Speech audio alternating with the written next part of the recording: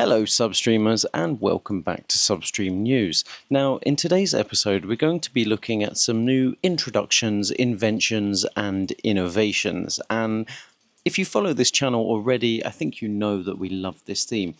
If you don't follow already, why not? Please let us know in the comments if you have some constructive criticism, things we can improve. We'd love to hear it. I'll try not to take it too personally.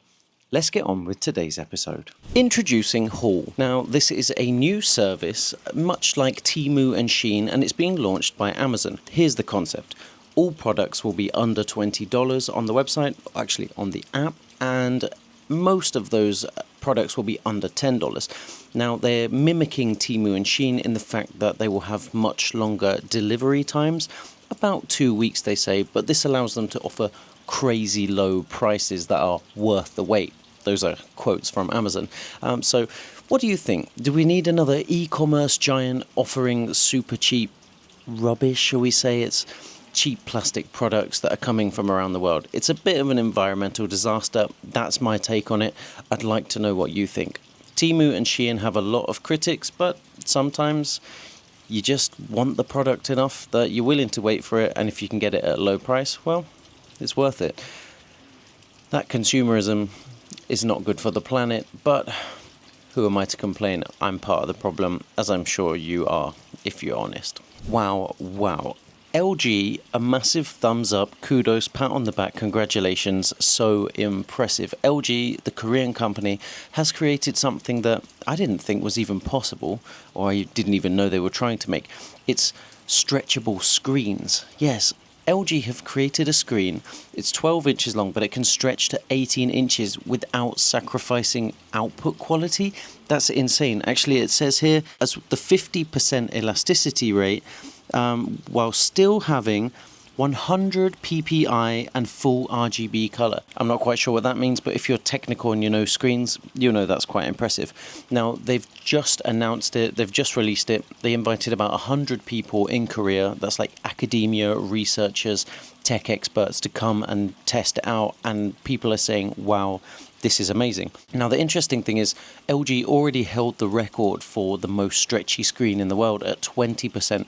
That was just 2 years ago. So they've obviously continued that research and found a way to get it to 50%, which is really outrageous.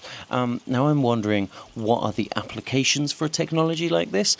And they've shared some ideas, such as like screens that can go on the outside of vehicles around convex surfaces, which is pretty cool. But there was one example that really stuck out, is to build these screens into firemen's uniforms to get real-time data on the fire, oxygen levels, stuff like that. That could really save lives. And I think with any technology you have to ask, how does it benefit humanity, or is it just a cash grab, right? This one seems like it really could benefit humanity. It's very interesting. I'm loving it. And who knows, where's the limit? Is there a limit on stretchable screens, or could we really get to some kind of sci-fi future with massively stretchable screens? Let's move on. I'm clearly too excited about this. Now, introducing Black Wolf. So tell me, when was the last time you took an Uber, a Grab, a Bolt, a ride-share? Basically, when did you use a ride-sharing app or a taxi-hailing app? And was your driver armed with a gun? Probably not, right? Because that would be completely ridiculous and unnecessary. Unless you live in parts of the world or parts of the US where guns are just normal day-to-day objects that people have on them and are licensed to carry.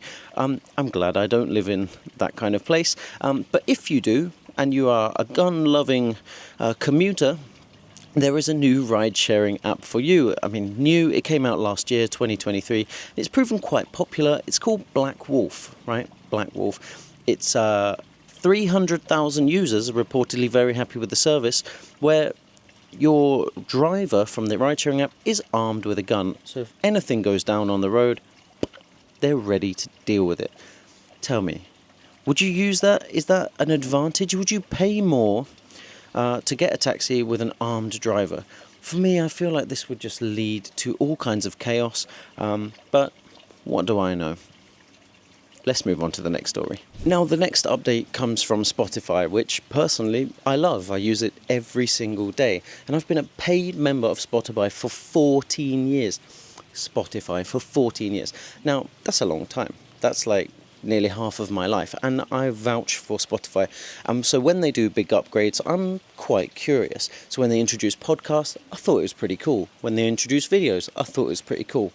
These changes relate back to that. So what they're doing now is automated ad breaks. Is they're going to turn them off, right? So if you watch any videos on Spotify, they have automated ad breaks. They're just going to end them, right? Because they're annoying. They've seen from what's happening on YouTube, people hate it. It's poor UX, and people just don't want to be interrupted by ads, right? So they're going to find other ways to monetize the content. That's number one.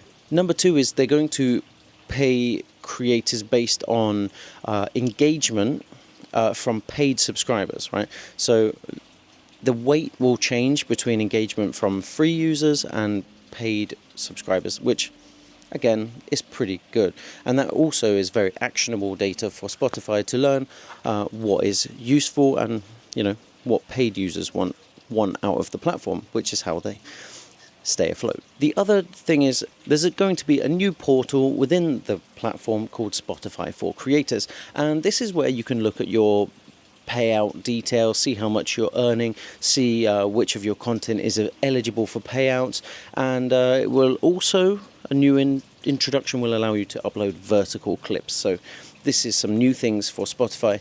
When, you might be asking, if you are a creator, January 2nd, 2025. That's when these changes will go into effect. On to a final lighter note in this week's episode, and it's about another new invention that I think is really cool and you're really going to like, especially if you're a musician or you play wind instruments. Now, the name might need work. It's called a Artinoid Zafiro. Not great. Now, it's a USB-C to smartphone MIDI wind instrument. Does that clear things up? No. Let me demonstrate. I don't have one, but I'm going to help you imagine. You take your phone, you plug in a USB instrument into there, and you blow on it. Well, you put it in your mouth and you blow on it. It's like a mouth accessory, and it reads how strong your breaths are when you push the air in, much like you would a trumpet or clarinet or something like that. And that translates into power within the app, the accompanying app. You can set your own instrument, you can put sheet music, and you can play through your phone.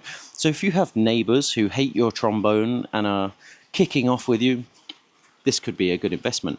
And when I say investment, it's actually a very small investment because they're only €22, which is about $24, $25 right now. That's if you buy right now on Kickstarter. Alternatively, you can wait until they hit the retail market, which will be €42. Still not that much. It's about $45, $46. I think that's a really cool invention. I think it's really interesting use of technology, and I could see them being quite popular in other similar applications. Just the thought that it can instantly read your breath, translate it into music without needing the full instrument, which can cost hundreds or thousands of euros. Let me know in the comments. Do you think this is useful? Do you play a wind instrument? Especially if you play a wind instrument, let me know, is this any good or is it a complete waste of time? And that's it for this week's episode. I'm Joseph, your presenter. I'm here in a beautiful jungle garden, and I'm going to go and enjoy nature for the rest of the day. Thank you for watching. This is Substream News. Bye for now.